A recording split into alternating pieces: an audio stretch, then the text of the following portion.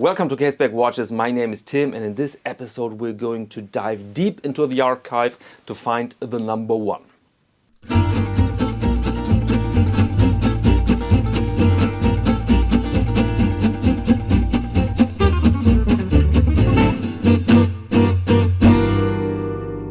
Trematic and the Archivio Uno. I discovered this model and this brand for my Watch of the Week video series where I present on Mondays recently introduced watches, often some months before their actual appearance. And sometimes I order these models then later for an in-depth review, and this is the case here with the Archivio Uno. And the story behind this watch is as follows. Trematic is a historic watch brand that went south during the quartz crisis amongst many others. And in 2022, a gentleman from Rome, Italy, Daniele Campagnano, I hope my pronunciation is correct of your second name, revived the brand Trematic and followed the archives. And the name of the watch Archivio Uno gives you a hint that he revived a historic watch with a reference 502, and so Archivio Uno 502. And there are three options available, and he sent me the panna, which means cream. And we're not talking about design only here. The panna is a real Swiss-made watch with the Cylinder Elaboré caliber, so we have high-end components combined with this historic design. And this is a combination I always love when you have something with heritage from the past, but combined with modern technology that keeps all the hassle away from the collector. But that also means that we're not cheapy McGee here. That watch retails at 930 euros, including VAT, so a bit in the mid-range here. But all right, now let's do it. Let's check out the Trematic Archivio Uno. We have here a case diameter of 38 millimeters, a length, a lug-to-lug of 45.5, and a height, including the crystal, of 10.5 millimeters. The case alone is 9 millimeters. Then we have a lug width here of 20. The crystal is a sapphire. We have a non-screw-down crown and a water resistance of 50 meters. And inside works the Cylinder SW200-1 Elaboré, so a high-quality Swiss-made caliber.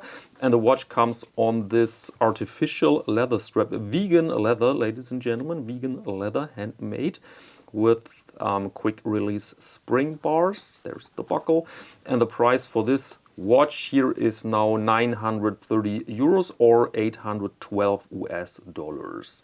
And now let's focus on the dial, and here you see very good what I praised a bit in my Watch of the Week episode.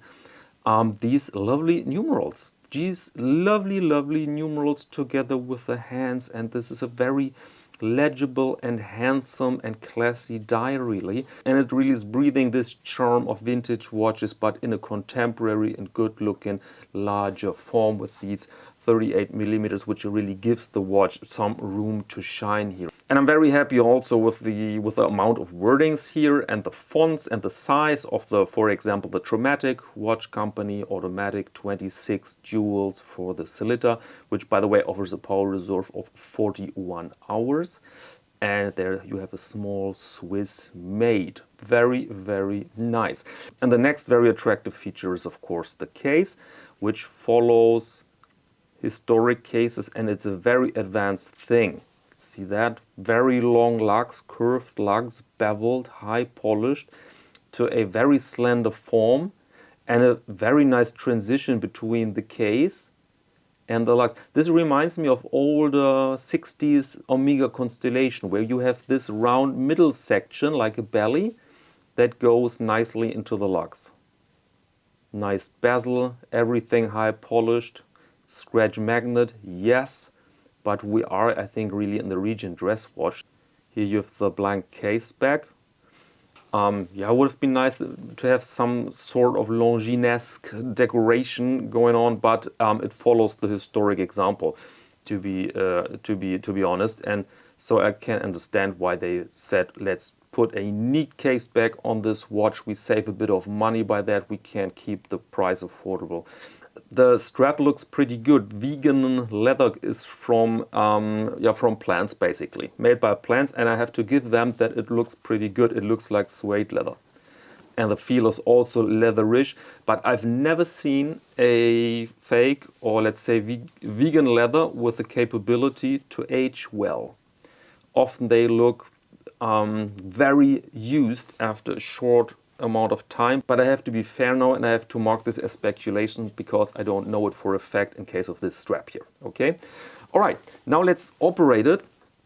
I mean, that's not very complicated. The cylinder SW is an automatic movement. You can hand wind it. You have a typical scratchy sound and feeling by that, but it works. Then, unfortunately, you have here a ghost position for the date. There is nothing behind it. Position 1, so it's without any function. And position 2 now is for the time.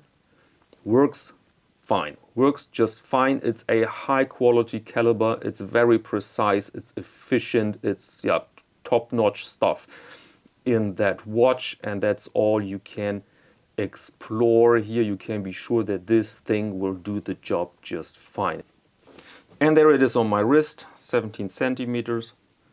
And you see, perfect size, slender build, very comfortable.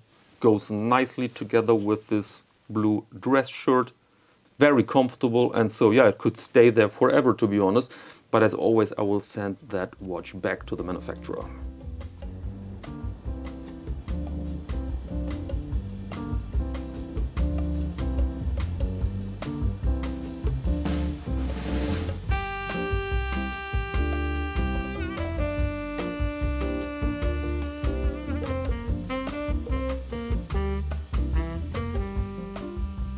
Welcome back. I hope you found this enjoyable, and now I'd like to share 2 images with you. The first one comes from David. He was the winner of, or he is the winner of the giveaway number 13, and he has won that Venezianico watch with that amazing blue dial you see here. So congratulations again, David, and many thanks for that wrist shot. And another blue dial, amongst other images, comes from Jeff, and he wrote me this, and I wanted to include it because of the blue dial and because of the appearance of Maurice Lacroix, which is kind of rare.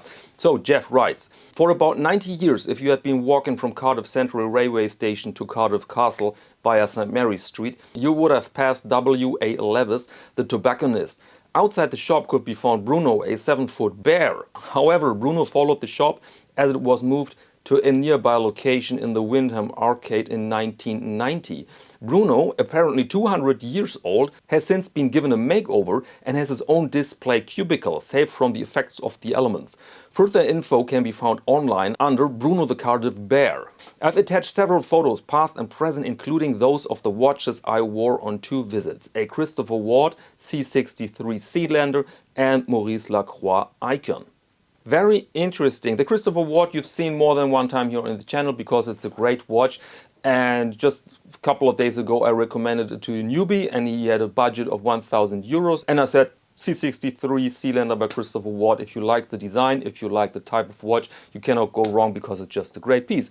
And this Maurice Lacroix is also very interesting because the brand Maurice Lacroix is somewhat under the radar. I think I had years ago 2 pieces, but I sold them.